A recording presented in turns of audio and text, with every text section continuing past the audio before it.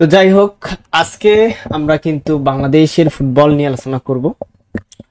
সবাই জানেন আমরা ক্রিকেট নিয়েই সবসময় কথাবার্তা বলি, তবে আজকে আমরা কিন্তু বাংলাদেশের ফুটবল এবং সামনে যে বাংলাদেশের ইন্ডিয়া ভার্সেস বাংলাদেশের যে ফুটবল ম্যাচটি রয়েছে, রোমাঞ্চকর সেই ম্যাচ নিয়ে কিছু কথা বলবো। এবং সাথে হামজা চৌধুরী আগামীকালকে আসতেছে, সেটা তো আপনারা সবাই জানেন, সেটি থাকবে আমাদের আজকের আলোচনার মূল বিষয়। তো সত্যি কথা বলতে, বাংলাদেশের ফুটবলে যখন হামজা চৌধুরী আসলে যোগ দেওয়ার খবরটা জনগণ শুনেছিল, তখন থেকে কিন্তু বাংলাদেশের ফুটবলকে নিয়ে সবার একটা উত্তেজনা তৈরি হয়েছিল। সেটা যদি আমরা তাদের রিসেন্ট আসলে যে তাদের যে ফেসবুক পোস্ট গুলো দেখি, সেখানকার মানুষের যে রেসপন্সটা, সেই রেসপন্সটা দেখলেই আমরা বুঝতে পারবো যে বাংলাদেশের ক্রিকেট থেকে বর্তমানে বাংলাদেশের মানুষ বাংলাদেশের ফুটবলের প্রতি একটু হলেও আগের থেকে বেশি আকৃষ্ট হয়েছে। তার কারণটা আমরা তাদের রিসেন্ট যে ফেসবুক পোস্ট গুলো দেখবো, সেইগুলো থেকে একটু অ্যানালাইসিস করলে আমরা বুঝতে পারবো। অর্থাৎ রিসেন্ট যে তারা পোস্ট গুলো দিচ্ছে, সেই পোস্টগুলোতে আমরা দেখতে পাচ্ছি প্রচুর মানুষ কিন্তু আসলে সংযুক্ত হচ্ছে এবং তাদের অভিমত প্রকাশ করতেছে। এ থেকে বোঝা যায় বাংলাদেশের ফুটবলকে নিয়ে বাংলাদেশের মানুষের কিন্তু আগ্রহ সৃষ্টি হয়েছে, এবং সেটা আমরা তাদের ফেসবুক পোস্ট মাধ্যমে বুঝতে পারবো। তো এই আগ্রহ সৃষ্টির মূল কারণ কিন্তু হামজা চৌধুরী, এটা আমরা সবাই জানি। সেই হামজা চৌধুরী আগামীকাল কিন্তু বাংলাদেশে ঠিক 11টা 45 নামার কথা, অর্থাৎ তিনি কিন্তু আগামীকালকে ঠিক 11টা 45 কিন্তু সিলেটে অবতরণ করবেন এবং সেখান থেকে তিনি তার পৈতৃক নিবাসে যাবেন হবিগঞ্জে। এরপরে তিনি পরের দিন ঢাকায় কিন্তু আসলে তিনি আসবেন, ঠিক আছে। এরপরে 3 দিনে বাংলাদেশ থেকে তিনি কিন্তু দলের সাথে যুক্ত হবেন আগামী 20 তারিখে, এবং 20 তারিখে দলের সাথে যুক্ত হয়ে আগামী 25 তারিখে সবকিছু ঠিকঠাক থাকলে আমরা বাংলাদেশ এবং ইন্ডিয়ার যে ম্যাচ শিলং এ রয়েছে, সেখানে তার অভিষেক আমরা হয়তো বা দেখতে পারবো। তো তার আগে আপনাদেরকে জানাই যে আজকে কিন্তু আসলে হামজা চৌধুরী যে শেফিল্ড ইউনাইটেডের হয়ে খেলতেছেন, সেই দলের কিন্তু আজকে ম্যাচ রয়েছে, এবং সেখানে যদি হামজা চৌধুরী কোনো প্রকার ইনজুরি সমস্যায় না পড়ে, তো ইনশাল্লাহ আমরা 25 তারিখের ম্যাচে তাকে আমরা দেখতে পারবো। তো এই কারণে আজকের ম্যাচটা কিন্তু খুবই গুরুত্বপূর্ণ, কারণ আজকের ম্যাচের উপরেই কিন্তু অনেক কিছু নির্ভর করতেছে। তো শ্রোতা বন্ধুরা, আমরা অবশ্য আজকে বাংলাদেশের ফুটবল নিয়ে আলোচনা করব, হামজা চৌধুরী মূল ফোকাস, কারণ আগামীকালকেই কিন্তু হামজা চৌধুরী আপনার কিন্তু বাংলাদেশে আসতেছেন। এবং এই যে কোটি ফুটবল প্রেমী একটা আশা, মানে বাংলাদেশের মানুষের যে আবারও ফুটবলের প্রতি আকৃষ্ট হচ্ছে, সেটার মূল কারণ কিন্তু হামজা চৌধুরী, এবং তার সাথে যুক্ত হয়েছেন ফাহামিদুল ইসলাম।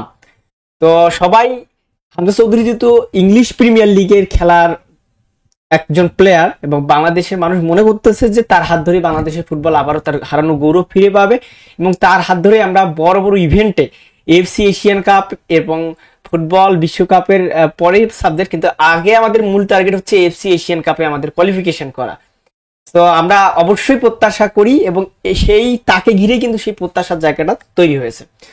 তো আপনাদেরকে আপডেট জানাই দিই যে আগামীকালকে ঠিক বাংলাদেশ সময় 11টা 45 তিনি বাংলাদেশে আসার কথা রয়েছে। আজকের ম্যাচ শেষ করেই তিনি কিন্তু বাংলাদেশে আসার যে বিমানের টিকিট, সেটি কিন্তু তিনি ধরবেন। তো আপনাদেরকে জানাই দিই যে বাংলাদেশে আসার আগে শেফিল্ড ইউনাইটেডের হয়ে তিনি আজকের সর্বশেষ ম্যাচটি খেলবেন, এবং সেই ম্যাচটি কিন্তু খেলা শেষ করে তিনি কিন্তু বাংলাদেশের উদ্দেশ্যে বিমান ধরবেন। এখন একটু আমরা চলে যাই বাংলাদেশ এবং ইন্ডিয়ার ম্যাচের মূল আলোচনা, ঠিক আছে।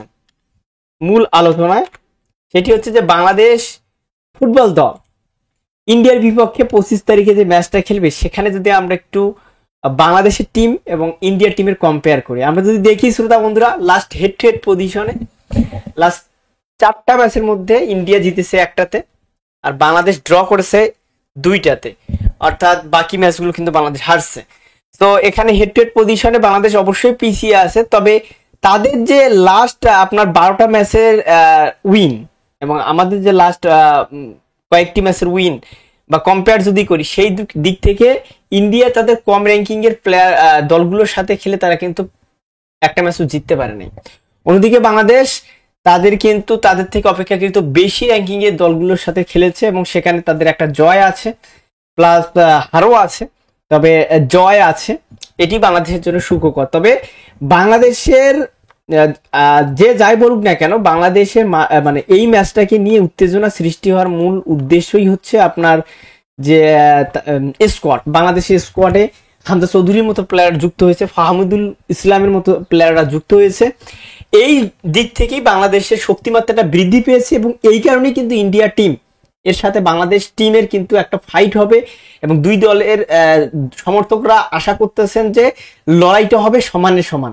এবং ইন্ডিয়া কিন্তু তারা হামজা চৌধুরীকে দেখেই শেষ পর্যন্ত কিন্তু আপনার তাদের যে আসলে মেইন অস্ত্র, যিনি অবসরে গিয়েছিলেন ইন্ডিয়ান টিমের ক্যাপ্টেন, তাকেও কিন্তু ফিরে নিয়ে আসা হয়েছে। তো এই কারণেই কিন্তু আপনার বাংলাদেশের এই ম্যাচটা কে নিয়ে কিন্তু বাংলাদেশি দর্শকের মাঝে যেমনটা আসলে উত্তেজনা বিরাজ করতেছে, ঠিক তেমন কিন্তু ইন্ডিয়ার মধ্যেও কিন্তু ইন্ডিয়ান দর্শকদের মধ্যেও কিন্তু একটা উৎকণ্ঠা বিরাজ করতেছে। আসলে কি বাংলাদেশ টিম ভারতকে হারিয়ে দিবে? আসলে কি বাংলাদেশ টিম ভারতকে রুখে দিবে? আসলে কি হামজা চৌধুরী ভালো কিছু করে দেখাবে? এইরকম একটা মানে ধোলাচলার মধ্যে আছে। এবং আমরা দেখতে পাচ্ছি লাস্ট আপনার বেশ কয়েকদিন ধরে আমরা এসব আলোচনা দেখতেছি যে এটা একেবারে হাই ভোল্টেজ একটা ম্যাচ হতে যাচ্ছে বলে সবাই মানে আশঙ্কা করতেছেন। এবং হামজা চৌধুরীকে দেখে ইন্ডিয়া ভয় পাচ্ছে, এরকমটাও কিন্তু শোনা যাচ্ছে। মানে ইউটিউবে বা সোশ্যাল মিডিয়ায় দুই দলের ফ্যান্স ফলোয়াররা সবাই কিন্তু আসলে এই জিনিসটা নিয়েই কিন্তু আসলে খুব আলোচনা চর্চা হচ্ছে আর কি। এবং সুনীল ছেত্রীর ব্যাগ হওয়া অবসর থেকে এটাও কিন্তু একটা কাকতালীয় হিসাব ধরে নেওয়া হচ্ছে। তো যাই হোক, শেষ পর্যন্ত কি হয় সেটা দেখা যাক। তবে এর মধ্যে কিন্তু আলোচনার সমালোচনাও রয়েছে। বাংলাদেশের যে সাবেক ফুটবলাররা রয়েছেন তারা অবশ্য এটাকে সমালোচনা করতেছেন যে প্রবাসী ফুটবলাররা এভাবে যদি বাংলাদেশের টিমে যুক্ত হয় সেক্ষেত্রে বাংলাদেশি দেশীয় যে প্লেয়াররা তারা হয়তো বা বঞ্চিত হতে পারেন এবং সেখান থেকে আসলে বাংলাদেশের ফুটবল খুব একটা উন্নতি করবে না, তারা এই সমালোচনা করতেছেন। তবে আমার মনে হয় যে না, আসলে বাংলাদেশ ফুটবল টিমকে যদি এগিয়ে নিতে হয় সেক্ষেত্রে আমাদের যে এরকম যে হামজা চৌধুরীর মতো যে ভালো ভালো ফুটবলাররা বিদেশে আছেন এবং বাংলাদেশি অর্গান, তো তাদেরকে অবশ্যই বাংলাদেশ টিমে যুক্ত করা গেলে বাংলাদেশের টিমটা যেমন শক্তিশালী হবে, প্লাস দেশীয় যে প্লেয়াররা রয়েছেন তাদের মধ্যে একটা কম্পিটিটিভ বা তাদের মধ্যে জাতীয় দলে ঢোকার একটা মনে করেন যে কম্পিটিশন তৈরি হবে, যে তখন তারা ভাববে যে না, এখানে ভালো কম্পিটিশন করতে না পারলে জাতীয় দলের দরজা নাই। এখানে যেহেতু প্রিমিয়ার লিগের মতো প্লেয়ার খেলতে আসে, তো অবশ্যই এই টিমটাতে ঢুকতে হলে আমাদেরকে বেটার হার্ড ওয়ার্ক করেই কিন্তু ঢুকতে হবে, তা এর কোনো বিকল্প নেই। তখন কিন্তু বাংলাদেশের ফুটবলটা আমার মনে হয় উন্নত হবে। এবং বর্তমানে বাংলাদেশের যে ক্রিকেটের যে অবস্থা, সেক্ষেত্রে যদি ফুটবলের এই যে আপনার হামজা চৌধুরীকে ঘিরে যদি একটা জাগরণ সৃষ্টি হয়, তো আমার মনে হয় যে বাংলাদেশের ফুটবল আবার প্রাণ ফিরে পাবে এবং বাংলাদেশের মানুষ ক্রিকেটকে যতটা ভালোবাসে ফুটবলকেও সেরকম ভালোবাসা শুরু করবে।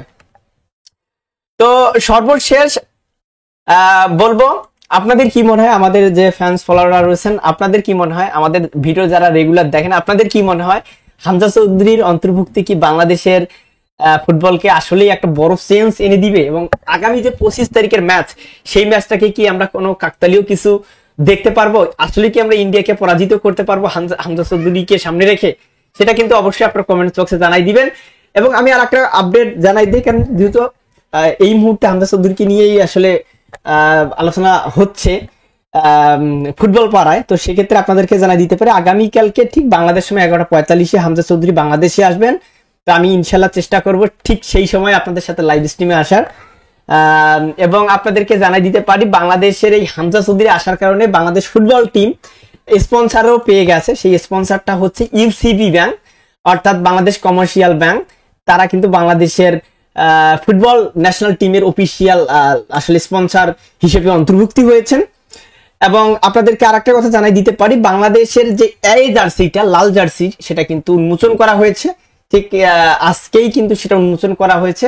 সেটি হয়তো বা হামজা চৌধুরী এসে প্রেস উইং এর মাধ্যমে সেটাকে উদ্বোধন করবেন। এবং আপনাদেরকে জানাই দিতে পারি সেটা কিন্তু অফিসিয়ালি পোস্ট হয়ে গেছে এবং সেই জার্সির মধ্যে আপনার কিন্তু হচ্ছে যে নদীর যে প্রতিফলনটা সেটা ফুটিয়ে তোলা হয়েছে, সেটাই আমরা দেখলাম জার্সিটাতে, এই জার্সিটাতে। তো সব মিলে আসলে বাংলাদেশ ফুটবল নিয়ে একটা মানে ম্যাসিভ বলতে পারি, একেবারে খুব উত্তেজনা বিরাজ করতেছে এবং সবার মধ্যে একটা আগ্রহ তৈরি হয়েছে বাংলাদেশের ফুটবল নিয়ে। এবং সেটি শুধু আমাদের মধ্যে সীমাবদ্ধ নয়, দক্ষিণ এশিয়ার আমার মনে হয় যারা ফুটবল প্রেমী রয়েছেন সবার মধ্যে একটা আগ্রহ তৈরি হয়েছে যে প্রিমিয়ার লিগের প্লেয়ার এবং বর্তমানে কিন্তু দক্ষিণ এশিয়ার সবচেয়ে বেস্ট ফুটবলার কিন্তু এই হামজা চৌধুরী। তো প্রিমিয়ার লিগের প্লেয়ার যেহেতু বাংলাদেশের টিমে অন্তর্ভুক্ত হয়েছেন, তো সেক্ষেত্রে সবার মধ্যেই আসলে বাংলাদেশ ফুটবল নিয়ে একটা আগ্রহ তৈরি হয়েছে, এবং তেমনি ভাবে বাংলাদেশের ক্রীড়া প্রেমীদের মধ্যেও একটা বাংলাদেশের ফুটবল ম্যাচকে নিয়ে এখন একটা আগ্রহ তৈরি হয়েছে।